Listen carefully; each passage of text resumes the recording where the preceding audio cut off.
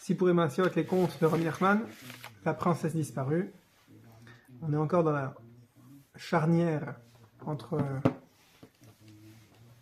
la partie où le Shani Lameler arrête de se battre contre ces fantômes, son Yetzer Hara qui le plombe, et où il commence à chercher activement le château de Perez sur une montagne d'or, c'est-à-dire, d'après Rav Ferrez, dont on suit le commentaire, il cherche ses Nekudat Tovot.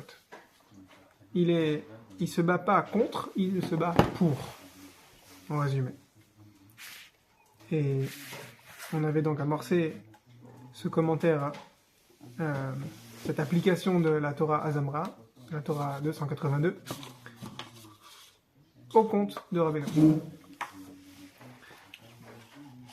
Il y a aussi une autre approche qui est intéressante de voir. Mais là, on commence à le distinguer. Ouais. C'est intéressant d'avoir en tête, quand on lit les contes de Rabbeinu, puisqu'il y a 13 contes, même si Rabbeinu il a raconté peut-être des centaines de machalim, de métaphores d'allégories, ces 13 contes-là, il les a mis de côté de manière spéciale. Pourquoi ? Parce qu'ils sont en rapport avec les 13 attributs de Rachamim. Et tout simplement dans l'ordre. Il n'y a pas de secret là-dedans. Le premier conte, la princesse disparue, il correspond au premier des 13 attributs de miséricorde. Alors, c'est pas la peine de chercher midi à 14h. Rabbeinu, il va d'après le Harizal. Donc, le premier des 13 attributs, c'est quel, d'après le Harizal. Et le Tomer Dvora, il explique c'est quoi quel. Melech Alouv, un roi insulté, comme il explique avec ses Mekorot. Ça veut dire quoi ? Ça veut dire que le premier attribut de miséricorde, il nous invite à émuler Hachem et à être capable d'encaisser les difficultés, littéralement des insultes. C'est pas des insultes au sens il faut qu'il y ait une personne qui vienne nous dire des gros mots. Non, c'est que quand on se sent remis en question par des épreuves impersonnelles, comme Rabbeinu explique dans la Torah, la Vav du Likutei Moharan, le plus dur à encaisser, c'est pas les humiliations quand quelqu'un m'humilie, le plus dur c'est les humiliations entre Hachem et moi. Et quand je suis capable d'encaisser des difficultés de ce genre-là, des accusations, de la petite voix qui parle dans ma tête, qui me dit que je suis nul, qui me dit que je n'y arriverai jamais, si j'arrive à dire, malgré la petite voix qui me dit du mal dans ma tête, je vais rester accroché au Nekudat Tovot, je vais lui brandir la Torah Resh Pebet, alors là je suis comme Akadosh Baruch Hu, Kaviachol, j'émule Hachem, et je résiste à ces insultes dans ma tête. On peut rappeler la Torah Resh Pebet. On rappelle la Torah Resh Pebet. Rabbeinu te dit, tu vas chercher en toi des Nekudot Tovot, des points positifs. Et la dimension, le conseil que Rav Ferrez met en avant là dans la partie qu'on va lire maintenant, c'est un petit peu comme, tu connais le poster de la conscription américaine pour la Deuxième Guerre mondiale.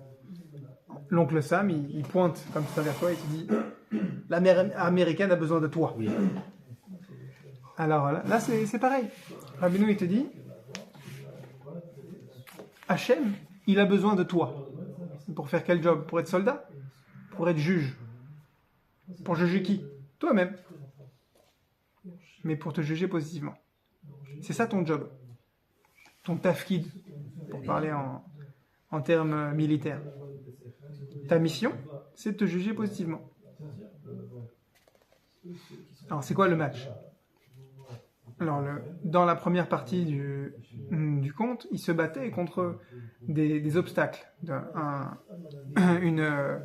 La gourmandise pour le fait de de manger la pomme quand qu'il a mangé, l'attirance pour l'alcool, dans le vin, en fait, c'est 70, ça correspond à toutes les dimensions du Yetzer Hara, mais ça correspond à un Yetzer Hara catégorisé. Et là, on est dans une autre dimension de combat, on est dans la tristesse, un combat contre la tristesse elle-même. Alors, c'est quoi l'arme qu'on va brandir contre la tristesse? C'est la Nekuda Tova. C'est un ratson, une volonté positive. C'est la simcha. Au lieu de faire des pompes de « je vais résister à dire du lachon hara, je vais résister à une nourriture pas cachère », là, Rabbeinu, il te dit non, tu vas pas faire des pompes comme ça, de manière superficielle. Tu vas muscler ta simcha. Tu vas muscler la fierté que tu as à chaque Nekuda Tova que tu trouves en toi. Tu vas chercher à exprimer la tset mekoach et la poal, exprimer chaque volonté positive qui est en toi. Chacun il a des qualités qui lui sont propres. Tu peux dire, tu as une qualité, c'est Avat Israël. Tu as développé ça en toi. Mais est-ce que tu n'as pas encore développé en toi de Avat Israël? Eh bien, continue à le développer. Comment tu le développes? On va voir ça juste dans la ligne d'après. Quand tu développes ça, quand tu muscles ça, automatiquement, tu t'identifies au bien qui est en toi. Tu te juges positivement. Et tu as forcément laissé moins de place dans ta vie à la tristesse. Et donc, tu es plus proche du château de perles sur la montagne d'or. Okay. Autrement dit, le combat, il est de savoir combien est grande, combien est puissante, ou sont grandes et puissantes deux choses.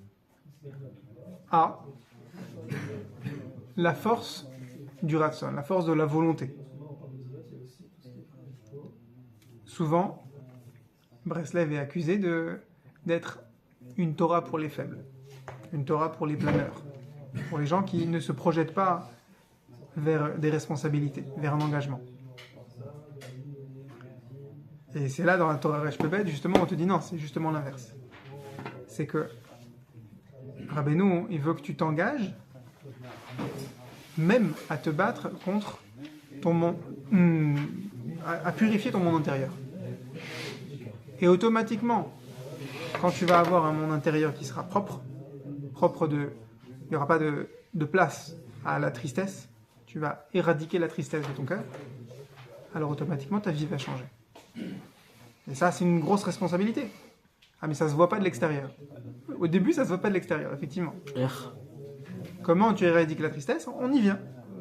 Mais l'objectif, contrairement à une accusation très répandue, qui est véhiculée par différents courants du judaïsme ou par une petite voix dans ta tête, l'objectif, il est en fait bien plus ambitieux que le manque d'ambition qu'on reproche souvent à Breslev. Alors comment tu grandis la force de ta volonté? Je sais que j'ai en moi voilà, on parle de Havat Israël, c'est quelque chose qui te caractérise. Ça, pour les gens qui te connaissent rien qu'un petit peu, ça se voit comme le demi-lieu de la figure. Mais comment tu vas développer ça encore? Parce que c'est ça le but. Multiplier des paroles positives. Quand tu vas prendre du temps à verbaliser ta volonté de faire du bien, automatiquement, cette volonté va prendre plus de place. Elle va se concrétiser. Tu connais il faut connaître. Il faut connaître, même si on ne connaît pas. Il faut apprendre. Le nar. Dans le nar, il y a un passage avec Elisha. Elisha, c'est l'élève de prédilection de Eliyahu Navi. Élysée, ce qui a donné le nom des Champs-Élysées et du palais en France. Au moment où son talmide, son shamash, comment il s'appelle? Celui qui a tourné Kazakh. Comment il s'appelle Gehazi. Il y a plusieurs Haftarot qui citent Elisha et Gehazi. Ouais. Et Gehazi. Alors Gehazi, c'était un personnage très difficile à comprendre. Pour notre propos, il était le shamash Talmid de Elisha Hanavi. Et il y a un moment où il y a une armée qui encercle la maison de Elisha Hanavi. Et Gehazi, il rapporte à son maître, on est cuit quoi, il y a des milliers de soldats armés jusqu'aux dents autour de la maison, c'est fini. Et Elisha lui dit, il lui dessille les yeux, il lui montre l'armée de Malachim en haut, qui est beaucoup plus armée que les ennemis physiques sur terre. Et donc, l'explication classique de Breslev sur ce passage-là, et pas que Breslev. Comment est-ce que Elisha Hanavi, il s'est construit une telle armée? C'est lui qui a construit cette armée. Par les paroles. Par des paroles positives. Sa volonté, justement. C'est ça le limoud. C'est pour ça que ce passage du Nach, il est tellement fort. Gehazi, c'était un roche à Sanhedrin. Il en avait de la Torah sous la ceinture. Et ben c'est pas de lui qu'est venue cette armée de Malachim. C'est de Elisha. Alors, oui, c'était un gadol en Torah, Elisha Hanavi. Mais il se démarque de Gehazi par le Koach HaTfila. Par la force, par le fait qu'il a musclé sa volonté à travers des paroles positives. Ta volonté, c'est une chose. Elle vaut $100. Quand tu vas la verbaliser, il va y avoir une inflation. Elle va valoir plus. Et c'est pas plus 1%, plus 2%. C'est comme au Zimbabwe. Tu te lèves le lendemain matin, mais dans l'autre sens. Ton billet de $100, il vaut 10 millions.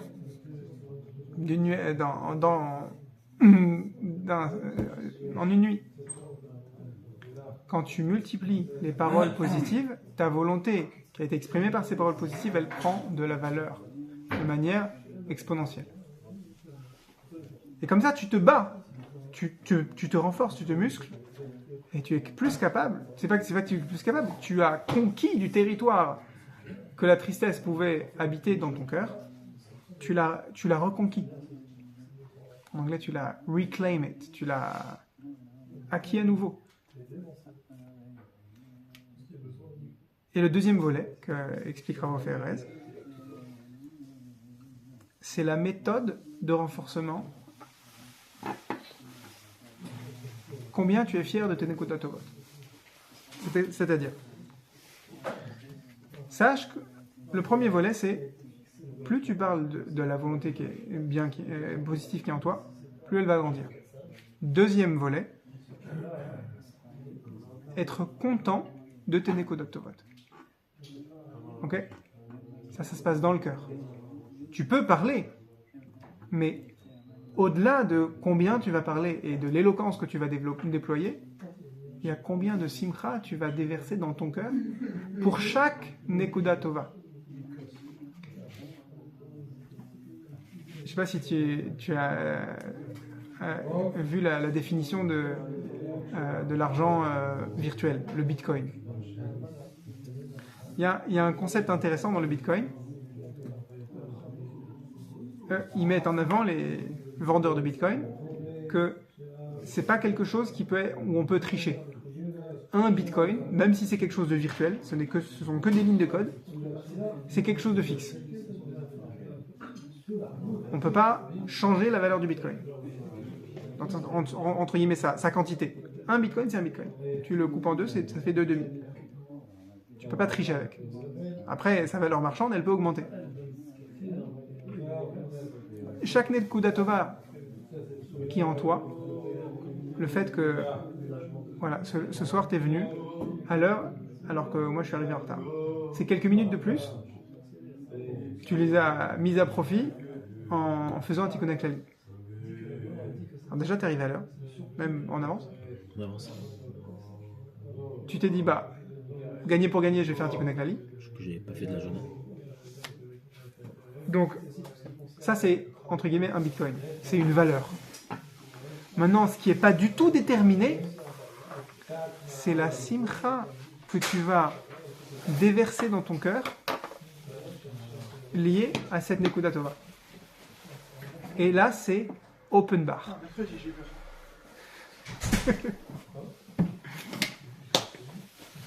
Il n'y a personne qui est là pour te dicter combien vaut cette mitzvah. C'est toi qui détermine. Tu connais l'histoire du... Je crois que c'est Rabbi Levi Yitzhak de Berditchev. Il y avait un bonhomme qui avait besoin de se refaire une parnassa. C'est un talmide fervent de Rabbi Levi Yitzhak. Et alors il demande une solution au Rav, au Rebbe. Il dit va dans telle auberge, et la première transaction qu'on te propose, tu l'acceptes. Et il lui avait donné une pièce bénie. Et les dollars du rabbi. Et alors il rentre dans une auberge, il voit des diamantaires en train de discuter, et il a vu qu'ils étaient très imbus de leur personne, très imbus de leur commerce et de leur personne. Alors il va les voir et il leur dit je voudrais faire affaire avec vous. Alors sa dégaine ne laissait pas du tout paraître qu'il avait de quoi acheter le plus petit diamant que ces diamantaires avaient en stock. Alors il se moque de lui. Et qu'est-ce que tu vas acheter t'as quoi comme budget? Bah écoute, j'ai 10 euros. Alors, comme un des diamantaires, il n'était pas particulièrement porté sur la spiritualité, il a dit, moi je te vends mon lamaba pour 10 euros. Il était toujours avide de faire un billet de plus, mais pas très avide de vendre enrichir son olamaba. Donc, il lui a vendu son olamaba pour 10 euros. Mais le Talmide de Rav Levi Yitzhak de Berditchev étant très accroché aux paroles du Rav, il lui a dit on fait un contrat. D'accord, on fait un contrat. Le diamantaire, peu religieux, rentre à la maison. Quand on est aussi méprisant du domaine spirituel, souvent on n'a pas beaucoup de shalom bayit. Alors son épouse le pique. Qu'est-ce que tu as encore fait comme ça l'affaire aujourd'hui? Alors lui, il essaie de détendre l'atmosphère, il raconte ce qui pour lui est une blague. Ah, tu sais pas quoi, j'ai réussi à rouler un bonhomme, je lui ai vendu au Mont Lamaba. Et elle demande, tu lui as vendu combien? Il dit, 10 euros. C'est tout ce qu'il avait en poche, le pauvre. Et la femme, qui a la tête sur les épaules plus que l'homme, elle dit, mais tu sais que c'est le mien aussi? Alors, tu vas retourner et tu vas lui racheter. Tu vois pas, j'ai autre chose à faire. Je vais dormir. Ouais, c'est ça.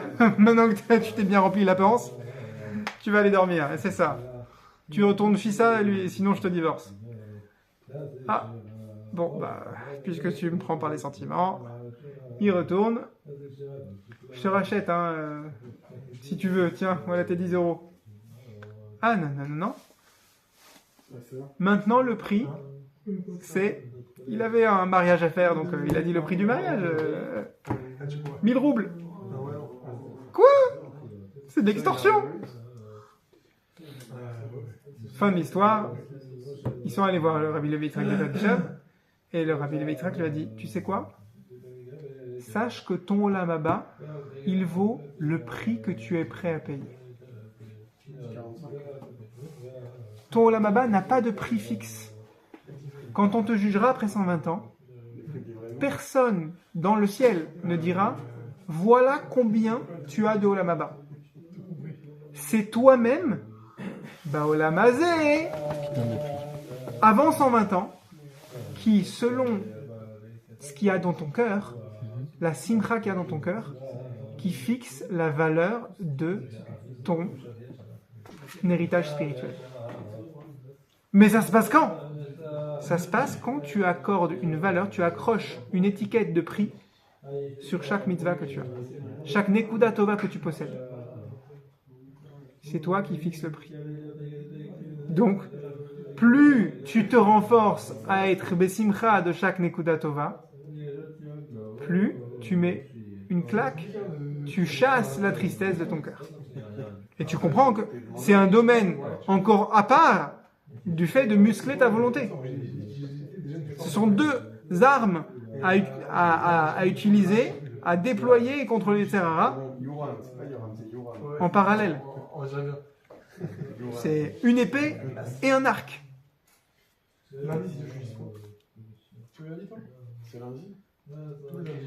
Dans l'écouté de Philote, j'ai tellement aimé que je m'en suis fait une fiche du l'écouté de Philote. Quand tu fais l'écouté de Philote sur Azamra, sur cette Torah Resh Pebet, mais c'est un package de différents enseignements de Rabbeinu. D'abord, il a pris un morceau du 13e conte, l'histoire des 7 mendiants, pour introduire la prière sur la Torah Zamra. Quand tu l'étudies, c'est vraiment très très lourd. C'est vertigineux. Toutes les notions que Rabbi Nathan, il a comprimées dans cette fila. Je te la fais courte. Il y a un mot qui est un leitmotiv que Rabbi Nathan a rabâché dans cette fila sur la Torah Zamra. C'est « Juge-toi Béhémet ». Béhémet. Béhémet. Pas bien. Béhémet. Ouais. C'est-à-dire que Rabbi Nathan, il a redéfini l'idée reçue que se juger positivement, c'est une méthode couée. C'est par le fait que tu juges positivement, alors tu vas être plus résistant, etc. Tu vas te voir sous un nouveau jour parce que tu as invoqué quelque chose de positif. Rabbi Nathan te dit non. Ça, c'est un mirage, une prétention du Yetzirah. Rabbeinu nous enseigne dans la Torah Resh Pebet que c'est parce que tu te juges positivement que tu t'es enfin jugé de manière véritable. Tant qu'une personne ne se juge pas à l'aune du positif qui est en elle, elle est à côté de la réalité. Elle n'est pas Béhémet. Elle se juge dans le sheker. Mais c'est les éléments qui te font sentir bien les réussites que tu vas engranger. Non. Si, me dis pas non. Ta réalité, Mec, c'est ta Nekuda Tova. Tu réussis, tu gagnes de la confiance. Ta réalité, c'est ta Nekuda Tova. On n'est pas au niveau tous du sage. Ta réalité. Du simple, pardon. Ta réalité, ce n'est que ta Nekuda Tova. Et tout le reste, qui est un prétexte à culpabiliser, à t'auto-culpabiliser, ce n'est que un papier d'emballage, c'est du cellophane. Alors, tu vas me dire, il y a des gens qui ont un cellophane qui les a poussés à faire des choses très très graves. Oui, mais plus on accorde d'importance à la clipa, aux défauts qui sont en nous, aux pulsions qui nous poussent à faire des choses répréhensibles, plus on oublie l'essentiel. Ça veut dire quoi l'essentiel ? Ça veut pas dire que c'est un potentiel qui est au fond du bonhomme qui demande à être exprimé quand il se sera raffiné et qu'il sera devenu un tzaddik. Non. Chaque personne possède des qualités, une volonté positive, et même si elle ne s'est pas encore exprimée, son émet, sa réalité, ce qui le concerne vraiment, c'est ça. Et quand bien même ce serait que du potentiel, accorder de l'importance au négatif qui est en elle, c'est du sheker. Tu vas me dire, et quand est-ce qu'il va faire teshuva ? Quand est-ce qu'il va faire un bilan de sa personnalité et qu'il va regretter ses fautes et qu'il va avancer dans la vie ? Rabbeinu, il te répond droit dans les yeux, il va changer quand il s'identifiera au bien qui est en lui. Et tu lui dis, mais le bien, il ne s'exprime pas encore, il ne le connaît même pas. Et Rabbeinu te dit, justement, c'est parce qu'il ne le connaît pas qu'il ne peut pas faire teshuva. C'est-à-dire, tu prends un bonhomme qui a fait des crimes, qui a été reconnu coupable, qui a fait de la prison, tu veux le réinsérer dans la société ? Tu vas y arriver que quand tu vas arrêter tous les mécanismes qui font qu'il s'identifie à ses erreurs et que tu vas l'aider à ce qu'il s'identifie à ses qualités, au bien qu'il peut apporter à la société ou qu'il peut provoquer dans sa vie. Tant que tu fais pas ça, il n'y a pas de teshuva possible.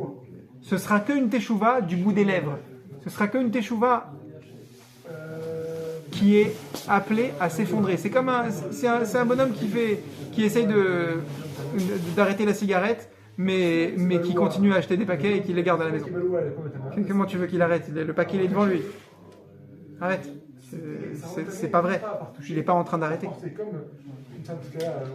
Celui qui ne cesse pas de s'identifier au mal qui est en lui, qui ne s'identifie pas 100% au bien qui est en lui, il fait une teshuva qui est pipée. C'est pour ça que c'est Babé Emet. C'est pas stable. C'est quoi la différence entre Emet et Sheker? C'est que les 3 lettres du mot Emet, elles ont 2 pieds. Aleph, il y a 2 pieds. Mem, il y a 2 pieds. Et Tav, il y a 2 pieds. Sheker, le Shin, dans la Midag Ashkenaz, le Shin, il est pointu. Trouf, il y a un seul pied. Sheker et Resh, il y a un seul pied. Dans le mot Emet, tout est stable. Et dans Sheker, tout est instable. En plus, même le mot Emet, c'est la première et la dernière lettre et celle du milieu du Aleph Bet. Donc, tout est bien réparti. Et Sheker, tout est ramassé. Shin, Kouf, Resh. Ces 3 lettres qui se suivent dans l'ordre du Aleph Bet. Ok. Dernier point.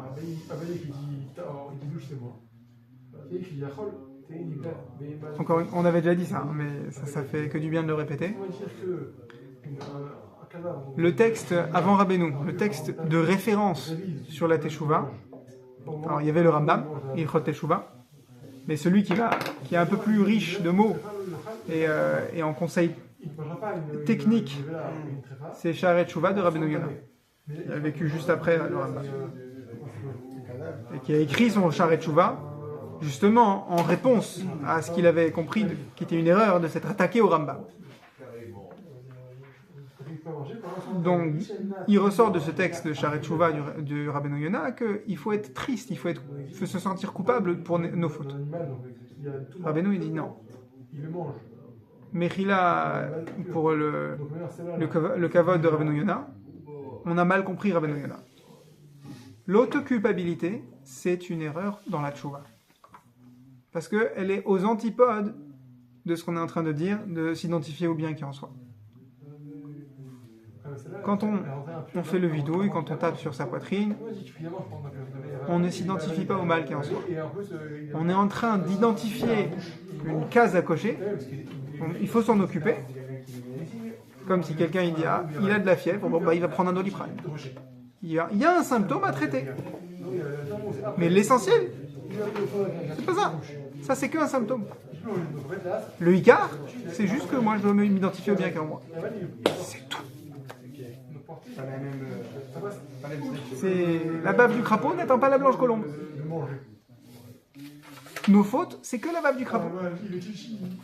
On ne peut pas s'identifier à nos fautes. Yefchar. Quand quelqu'un il est malade, est-ce qu'il s'identifie à ses symptômes? On dit, d'ailleurs, on va finir sur ça. Est-ce que tu sais que on n'a pas le droit de dire une personne handicapée? D'après l'Organisation mondiale de la santé, la WHO, on doit dire une personne en situation de handicap. T'as entendu cette notion déjà? Pourquoi? Les représentants des personnes en situation de handicap, depuis déjà plusieurs dizaines d'années, ils se sont exprimés à l'OMS, ils ont dit, nous, on en a marre d'être identifiés comme uniquement à travers notre handicap.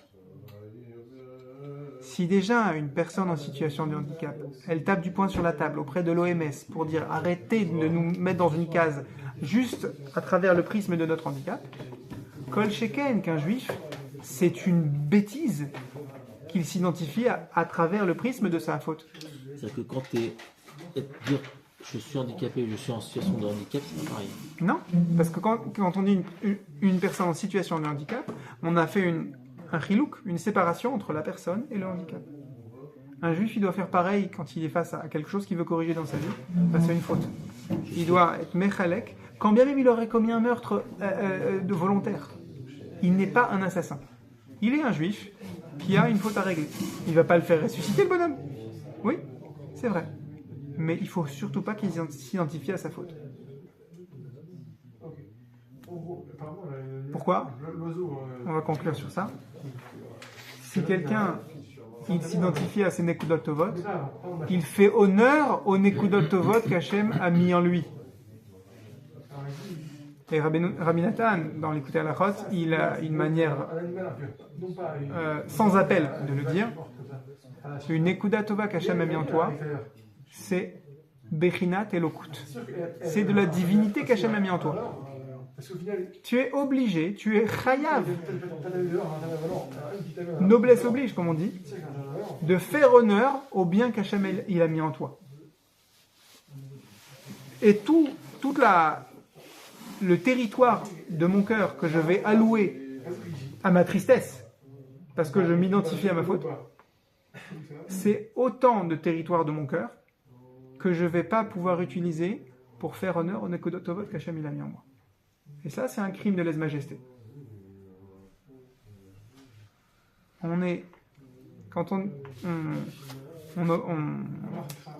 met en opposition de manière très manichéenne, très superficielle, le monde des chassidim et le monde des non-chassidim, on dit, les chassidim, ils considèrent que Hachem, c'est leur papa, et nous, on est un fils, comme Rabbi Meir dans la Mishnah, et on sera toujours un fils d'Hachem, et même si on fait des fautes brahminan, on n'aura jamais perdu notre statut de fils. Et les Lituaniens, pour ne pas les citer, dans cette opposition qui est totalement bidon, ils disent qu'on est des soldats d'Hachem. Quand tu lis le Gaon de Vilna, tu as l'impression qu'effectivement on est des soldats d'Hachem et c'est tout, point barre. Mais c'est faux.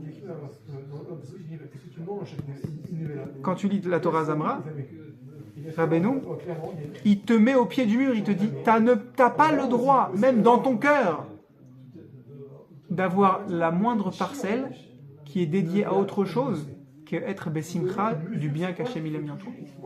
Même une faute sur laquelle tu essayes de faire tchouva, tu ne dois pas lui laisser de place dans ton cœur, au fond de toi. Elle ne doit pas avoir d'emprise au fond de toi. Les rabbins, ça veut dire Tzivot Hashem. Oui, c'est exactement. Être un soldat d'Hachem, c'est faire en sorte que ton cœur il soit totalement dédié à être Bessimcha du bien qu'Hachem il a mis en toi. Et une faute, elle n'a pas sa place. C'est un squatteur s'identifier à la faute pour faire teshuva. Ça ne doit pas laisser de place dans ton cœur à ce qui est entièrement au service de me réjouir du bien qu'Hachem a mis en moi. Un véritable soldat, il est kol kuli besimcha du bien qu'Hachem a mis en moi. C'est comme ça que je réussis ma tchouva. Il n'y a pas de meilleur soldat qu'un chassid. N'en déplaise au Gaon de Vilna.